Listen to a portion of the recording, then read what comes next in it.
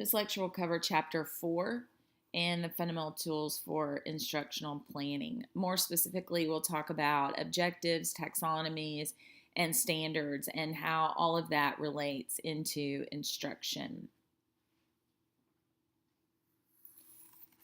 Our objectives and taxonomies and how we set up that level of instruction is a really great way to do a planning structure, a planning tool. And these objectives will guide our learners and will guide our instruction so that we can build and create a full spectrum of learning for our students.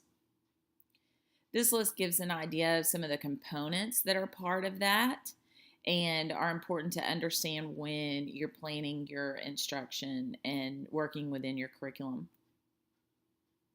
We'll start with the cognitive domain. We're going to talk about 3 specific domains, and these are all related to Bloom's taxonomy.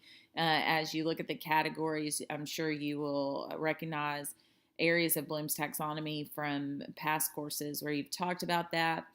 The cognitive domain is going to be recall, recognition of knowledge, of facts. This is where we develop intellectual abilities, intellectual skills. All of this happens within the cognitive domain, which leads us to the affective domain. This is going to be related to our value system.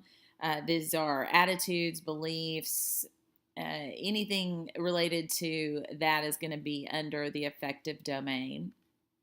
And then the psychomotor is going to be related to our physical movement coordination. So it takes areas within the cognitive and affective domain and it relates them to actual bodily actions. So we begin to take all 3 of those domains and we put them together, and that's where we have learner outcomes when all 3 are collectively working alongside one another.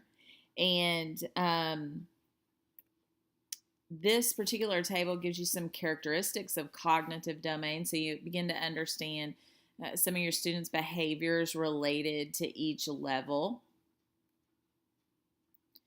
Now, when we use all those domains together and we begin to use them as a planning tool, we can have a range of objectives.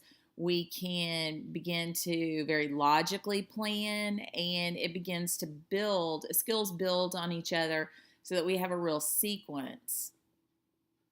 We always begin when we're looking at our objectives, especially for complex tasks, we always begin with simple and build to complex.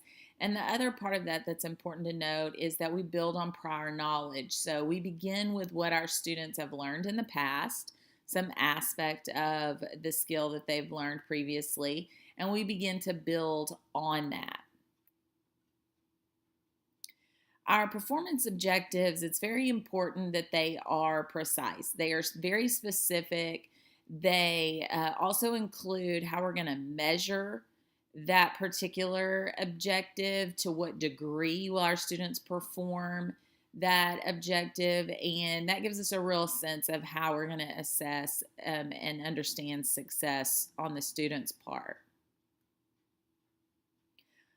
So once we begin to pull these objectives together, they build on one another and they're in a very logical sequence. That's when we begin to have curriculum alignment, and curriculum alignment is going to be a cycle. That whole idea of building on prior knowledge, going from simple to complex tasks, and then working through assessment.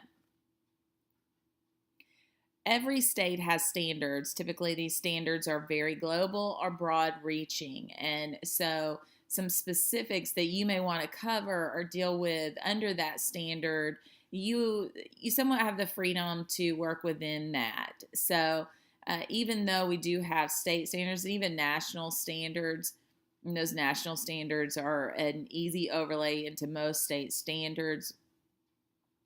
Once you have the standard, then you can begin to identify the components of it and begin to line out the specifics. So these last 2 tables, table 4.5 and the next one is 4.6. And both of these tables show, just in the area of math, an idea of how you work through levels and build skills on top of each other so that you can go from simple to complex, and then how you would assess that as well. So this just shows one particular content area where you can work through that curriculum alignment and build within your performance objectives.